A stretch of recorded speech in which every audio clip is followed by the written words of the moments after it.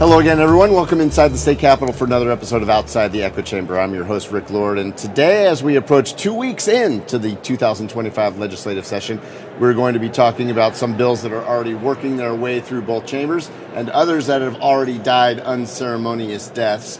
And we'll talk about some procedures in place in the House of Delegates that have a lot of lawmakers talking. And with that in mind, let's bring on Delegate Scot Heckert. Thank you, sir, for joining us today. Thank you. We appreciate your time. And I want to first get to a bill that died Monday in committee, the Certificate of Need repeal bill. Affects our healthcare system in many ways. For those who might not be up to speed on exactly what Certificate of Need is and what it does, just give us a refresher course on that program and why it's in the code right now in the state of West Virginia. Well, it's in the code to protect the hospitals and to protect different communities. The hospitals employ somewhere in the neighborhood of 55,000 people in the state of West Virginia.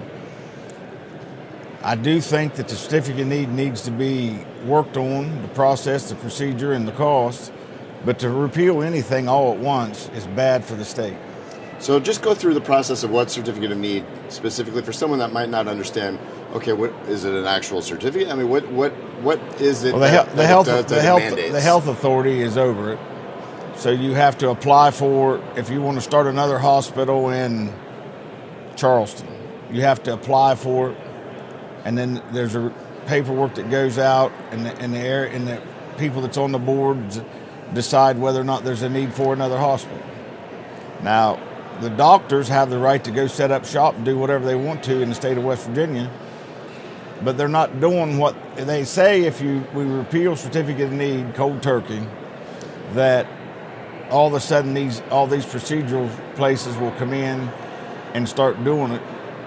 Different procedures in the rural communities and all, but when you asked anybody that's for the repeal, who's coming, who's asking to come, nothing. Now, there are a lot of people that believe, and you're Republican, so I assume fiscally conservative. There are a lot of people that believe that the free market should decide this type of thing. In a free market, all the stuff that they've brought to us is based on Texas and Florida. Well, a free market would be if there is in fact, West Virginia is not, because it has 3/4 of the payees are PEIA, Medicare, Medicaid. That leaves 25% of an open market. Well, West Virginia has the slowest and lowest growing population. Texas and Florida are more of a free market because they have more people, more businesses, more of an economy. It's just to do anything all at once is just not good, and the majority of us feel that way. It is one of the governor's priority bills, if you will, but the governor's trying to,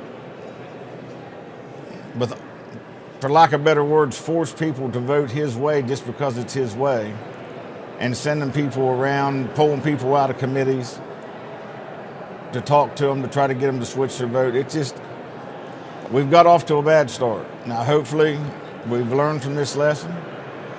Hopefully, something can be done, but who knows? When you start telling people what to do or else, especially West Virginia people, that don't go very well. Now, it died in committee on Monday, 13-12, so it's dead now? It died in committee, then a motion was brought back to reconsider, and that motion died too, and CON is dead. Now, there are some of them going to try to discharge it today, but in my opinion and others that I've talked to, we don't think that that's a procedural move that's possible. Now, there is a rule in place, Rule 49, that states that if there is a potential conflict of interest, you should recuse yourself from that vote. You have ties to the healthcare industry. Is there was that brought up at all, or is that yes, something that's already been addressed. And what was when it doesn't, you can work, and you're a class of people. That has already been addressed, and the ones that were supposed to call Rule 49 will do that at the appropriate time, if it is brought back.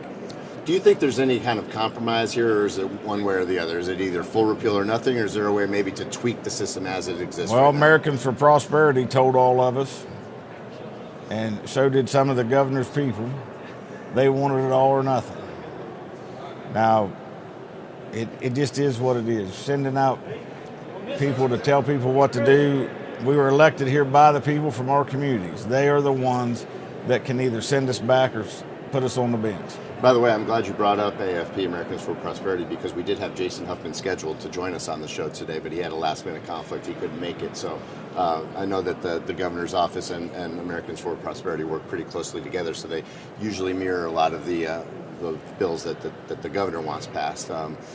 So you think that this is just done for the session, and then maybe... I wouldn't necessarily say done, but I would say that there needs to be some meetings with people with open minds and people with come to a compromise to do away with anything. I have asked for 3 years, let's work on the policy, the procedure, and the cost. Then let's put some buffers in, and I'll just use 25 miles. Well, when I brought that up, I was told we want all or nothing. So when you put somebody in a box, it just comes out how it is. Now, speaking of procedures, there's a new communications procedure, for lack of a better way to put it, in place where the governor's office has created a legislative liaison spot. And correct me if I'm wrong here, but he's been told that all communications have to go through this one specific person, which... Well, since the last conversation I had with somebody a couple of weeks ago, they have brought back Darrell Coles, who was a legislator, then went downstairs, and I'm not sure what he did in between time, if he was being a legislator and going downstairs, but he went downstairs and was on justice team. He knows how the procedure works. He has the respect.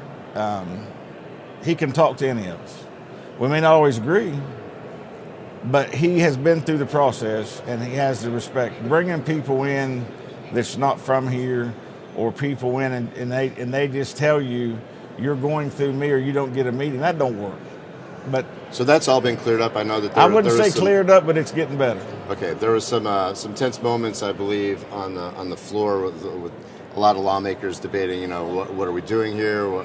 You're making it harder for us to anytime you're in Charleston and you're in session, there's some kind of controversy every day. If you don't like the controversy today, wait till tomorrow. There'll be something else. One of the bills that had a lot of people talking last week was another governor's bill, Senate Bill 460, the vaccine exemption bill that passed the Senate. It's now been handed over to the House.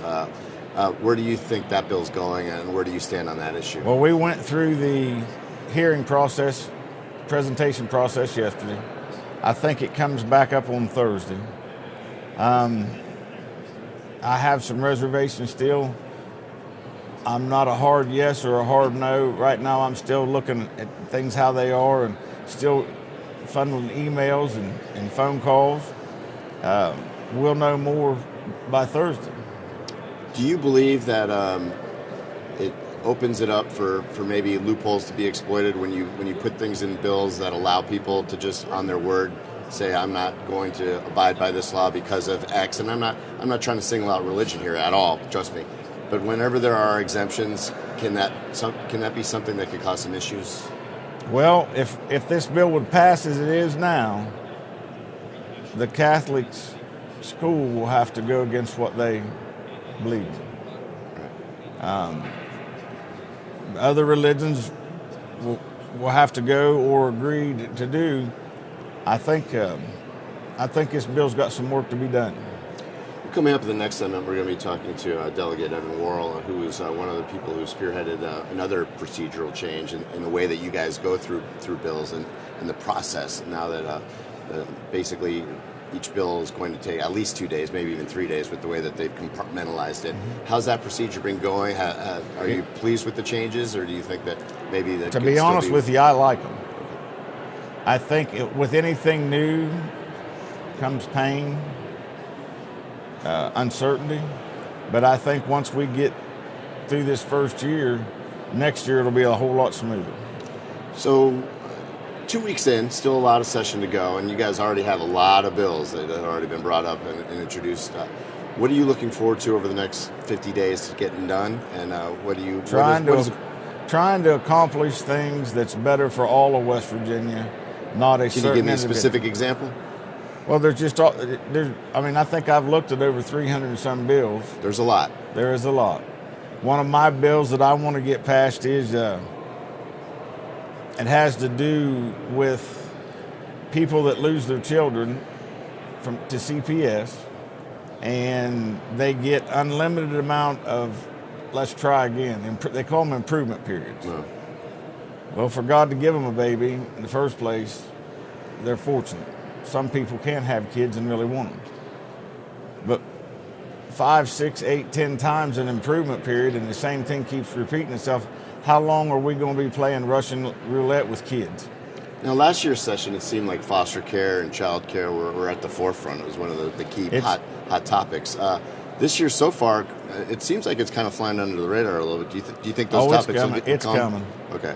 We still got a lot of session to go. We still got a lot of session to go. So far, so good, though? So far, so good. Getting some things done?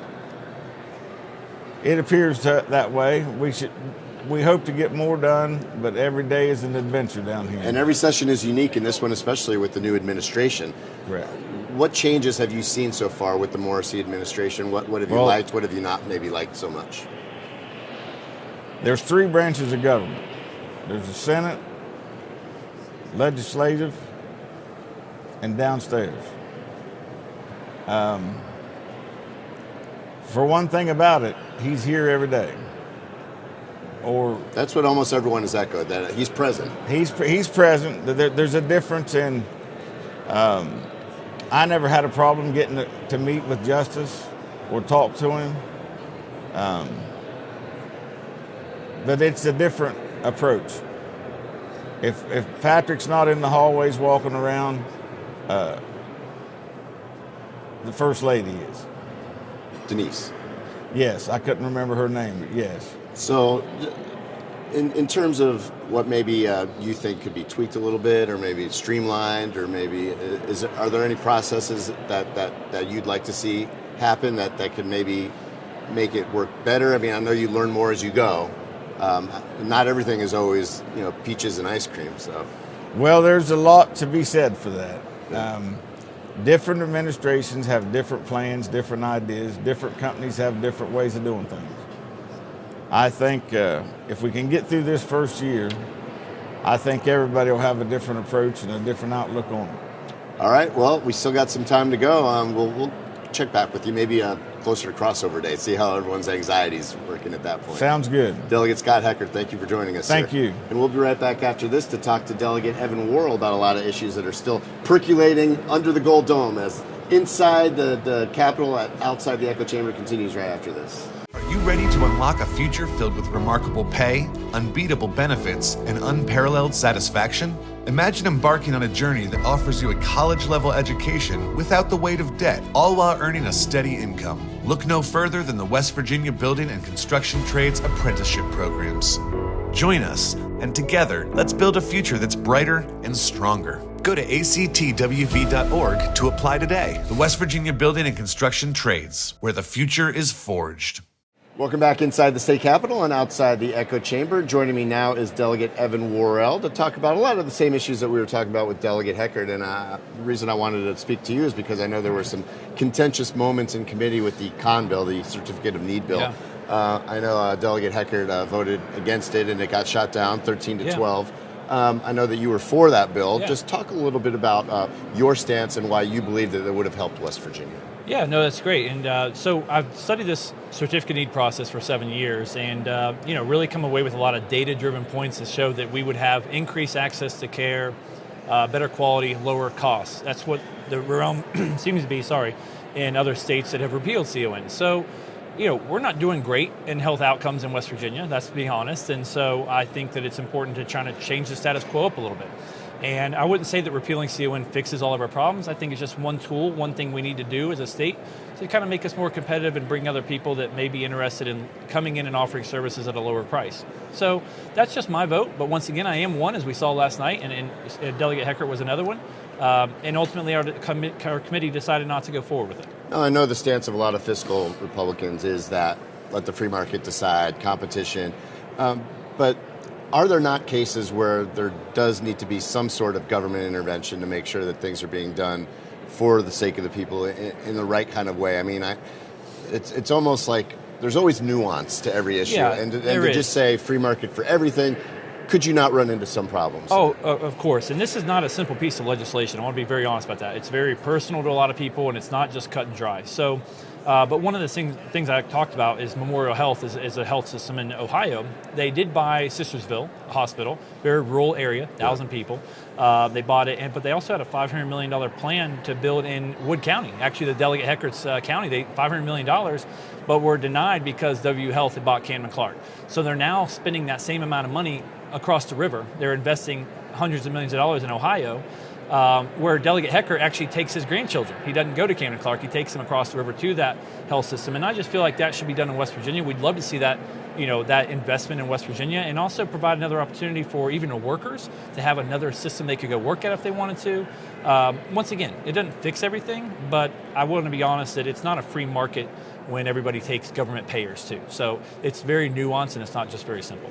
Now, through a procedural move, it came up to vote twice, which essentially kills it. Correct. Do you think that the debate will continue moving forward? Is there a way we could see this reincarnated in maybe another session or maybe in another form? Yeah, it's possible. I'm not sure. It depends on what the caucus wants to do, but I want to be clear, this was a governor's bill. The governor talked about this extensively in the State of the State, and so we wanted to show him support. That was the plan anyways, to show the governor support with his agenda items, and ultimately our committee decided not to do that, unfortunately. So I'm not really sure. I mean, we have a lot of things we need to get done. We took a crack at that, and I'll be real honest, I'm not trying to just continually go after a certificate of need when we have so many other things we need to focus on too. You mentioned it was a governor's bill. Another one of his bills, Senate Bill 460, is now in the hands of the House, the vaccine exemption bill. Where do you stand on that issue, and where do you think it'll go in the House? Yeah, so I personally believe we should offer religious and philosophical exemptions for families. I mean, we heard a lot of testimony last night. To be real honest, we had 14 speakers last night in our committee. 7 were for and 7 were against the bill, so I thought it was really good for our members. Great deliberative approach, more public input. I'm really excited about that with the new process. We were able to just listen to everybody, and then no votes last night. Take our time, digest the information, see where we are, and ultimately, once again, I'm just one vote there, and we'll see where our committee and ultimately our House decides what they want to do with that. And again, we spoke about nuance before. Yeah. With something like this, not every vaccine is similar. Right. mRNA vaccines are different than some of the vaccines that we've had on the books for years. Is that taken into consideration? I know right now, beyond the whole either you're for or against vaccines, there seems to be this distrust for public health with the communications that are coming out of the administrations. Are we being told everything? Is it transparent enough? And that must cloudy the process up a little bit. It does. There's a lot of information out there. There's a lot of misinformation out there. But I think ultimately, we kind of grew up in a sense that we want to trust our government and we want to trust what they do and how they protect us. But unfortunately, what we're finding through a lot of data and ultimately studies that have been done, and this isn't just on vaccines, but just to give an example, we're seeing things that weren't studied appropriately. And I think people are starting to question that. Of course, we're in a digital age. People have information at their fingertips that they've never had before. Right. And so I think there is, of course, COVID didn't help, right? Obviously. Right. And so we're just seeing that more distrust and people doing more research on things and, ultimately wanting to make best decisions for their family and their children. And the problem is almost too much information, right? You have to be able to know how to filter that and know what's real, what isn't. And some things appear real and they really are completely fake. 100% correct. So that's, it's a whole new world out there. Unfortunately, yes, it is. But, that's why you have to go to peer-reviewed studies. You have to read things, even from the CDC's website. You got to go to know the how right to study places. methodology. That's correct. It's a process. And speaking of processes, I know that you were one of the men who spearheaded in committee the procedural changes in the House and the way that you work through bills. Just give us a Cliff's Notes version of exactly how that procedure changed and how it is now and what the feedback has been over the first couple of weeks. Yeah, so we've kind of taken the public hearings out of the House chamber, which were just kind of open to anyone and also weren't required of any members to be there. We've kind of taken that out of the committee process now. So now you have a captive audience, right, to listen to the public speakers. But additionally, little wrinkle, our members can now ask those presenters questions, which we've never had before. So they just had the pulpit, basically. Right. So it's really good. So on CON, we had 13 speakers. I recognize delegate members. We have 25 members on the committee. I recognize them 77 times ask questions, and that's what we want is member engagement. Yesterday, we had 14 speakers on the vaccine exemption bill. I think 36 times I recognize members to ask questions. That's what we want. The public coming in, our members engaging with the public and really understanding and listening. And the best part is we're not voting on it that same day. Allowing us time to digest that information, understand what we've heard. Do we want to double back on something somebody said? So the new process, I think, really is engaging with the public more than we've ever done so before. And I really think that's a great idea. Now, you had to know that there was going to be some pushback when it comes out, oh, they're taking away public hearings. And then you have to basically explain why you did that and what's in its place instead. What was the reasoning behind that move, other than just to give things more space and more time? Yeah, so let's think about a traditional public hearing in the House. We would announce it, maybe 2 days later, people would come sign up. Based on the time, they'd have a minute, 2 minutes, whatever was deemed necessary. They'd get to speak their piece and then walk away from the podium. Once again, no members weren't required to be there, so a lot of times they were speaking to an empty chamber, unfortunately, right? Because we have committee meetings, we have places we need to be. So moving it in the committee, once again, not only do you have captive members there, but you also have those members now engaging with those public speakers. So they're not just saying what they want and walking away. Our members are now asking them a question. So I think it's important to have that dialogue, right? Have the discussion, that conversation. Never allowed to happen before, even with the previous public hearing process. Feedback been good so far? It has been good. I think people are excited about, as they're understanding the process, they're realizing that they get more engagement. But obviously you can imagine when we first made this announcement, there was a lot of pushback. I understand that. But I would ask for some grace and give us some time where we've shown that we're allowing the public to come in and engage with our members. And as I mentioned when we were talking to Delegate Heckert, we did have Jason Huffman from Americans for Prosperity scheduled to talk about some of the governor's work. I know that they're usually in lockstep with what the governor's agenda is. In terms of the new administration, every session's unique, but this one especially so with the new administration coming in after 8 years under Justice. What have you seen so far in the first few months of the Morrisey Administration, and how's that working with the legislative and executive branches getting together? Yeah, so definitely more engagement, which is weird. This is my 7th year here, so I only knew the previous administration. Somebody who was completely hands-off, never had a discussion. I'll be honest, the governor's called me multiple times, in the past month to just discuss issues and things we're going to do. So much more engaged. He really wants to be more engaged with our legislative process and understand what we're doing. And I think that's great, but unfortunately, I think there's some people aren't used to that, right? So they're like, wait, why is he getting engaged? But I think it's a good thing. We want to work collaboratively, with the executive branch, and as much as we can. We still are our own body, but I want to be collaborative and not adversarial. So that's what I'm kind of trying to champion as we go through this process. A lot of bills have already been brought up. You guys have a huge agenda, and with the new procedures in place that kind of space that out, is that going to be challenging moving forward? I think it is. One of the things we have to realize real quick is we're not going to pass as many bills that we normally have, which is a good thing. Realize that passing bills and putting new law in place should be difficult. It should not be easy, but I love that we're doing a more deliberative approach and making sure that we're taking policy initiatives into account and making sure we're informing ourselves and educating ourselves appropriately to make good policy decisions. So give me your vision of what a successful session looks like if we come back in the middle of April and everything's tidied up. What do you think a good 2025 legislative session looks like? Well, we just have so many problems. So first of all, we need to really focus and dive in on our child welfare reform system, and we really need to look at ways and opportunities to make that better. We are failing our kids in child welfare, in foster families and things like that today. So we really need to combat that issue.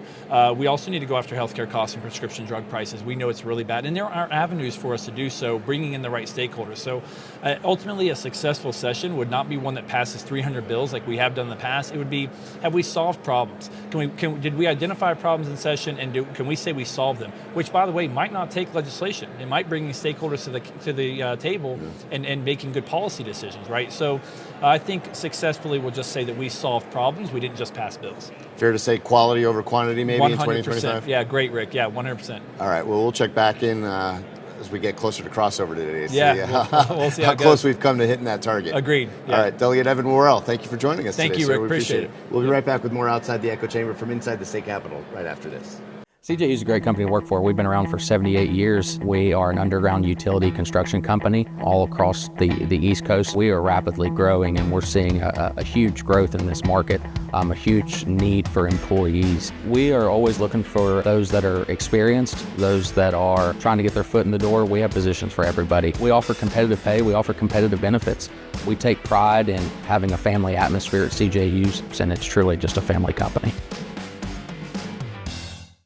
Welcome back inside the state capitol on this Outside the Echo Chamber. That's going to do it for this show, but we want to thank our guests today, Delegate Evan Worrell from Cabell County and Delegate Scot Heckert from Wood County, for their conversation about issues that are going on here at the Capitol as bills work their way through the various chambers. And we want to thank you, of course, for joining us. And we'll be back with another show for you on Thursday as we continue to talk about issues that are important to you and your family. Until then, I'm Rick Lord. Take care.